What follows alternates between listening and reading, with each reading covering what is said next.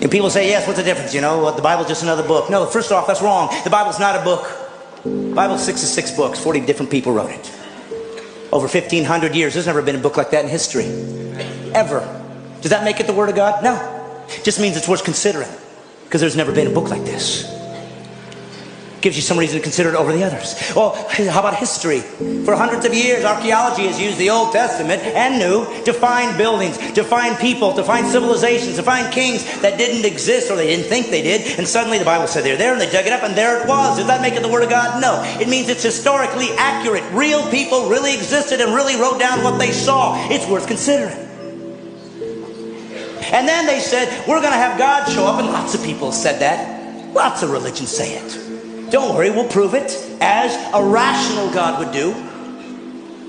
I will do prophecies. I will show that I'm not trapped in linear time, that I can see beyond where you are. I will give prophecies to tell you what the guy, when I show up, when God appears on earth to reveal himself, I'll show you what he's going to look like.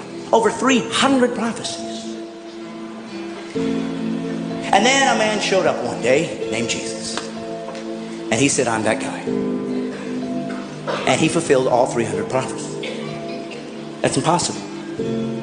People could say, well, yes, they just wrote it afterwards and filled it all in. But we know that the first Greek translation of the Old Testament was done 250 years before Jesus was born. So how could they possibly know that he'd be born in Bethlehem? How could they possibly know he was going to be crucified when crucifixions didn't even exist as a capital punishment yet? How could they know that he'd be betrayed for 30 pieces of silver 250 years before there was a Jesus? Does it make it the Word of God? No, but it's starting to get close. And then Jesus said he would fulfill these things and did miraculous things to prove I'm not just a guy talking like everybody else. Look what I've done. And some people believed and some didn't. That's how humans are. And then he said this, I'm going to prove it to you. I'm going to die. And I'm going to come back to life. Nobody's ever done that. And he died. And all those who were with him 3 years ran in fear, as would all of us. And they ran away and they said, I guess we were wrong. And then something happened.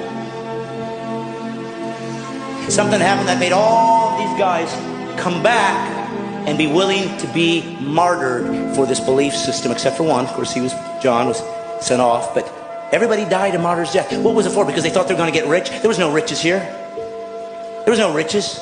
The Roman government hated them. They wanted them destroyed. They'd use them as people that could be eaten alive by animals for sport and entertainment. You were kicked out of your culture. The Jews weren't going to take you in, so there was no value there. There was nothing good here. There was nothing here to gain.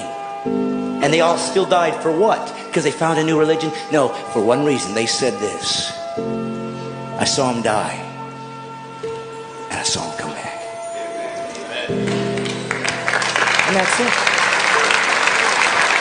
You don't have to believe it. And why did he die? So he could have a perfect life? No, so you didn't have to go to hell. Well, I don't believe in a God who would send people to hell. He didn't give hell for you. That's what's great about Christianity. It gives you all the answers. Hell was created for the devil and his angels. But it was part of the rules he put into nature, into the nature that we live in. Anybody that rebel against him, this is where they're going. So once we did that, he could have bailed out. Sorry, you're going to hell. He did. He said, don't worry, kids, I'm coming down.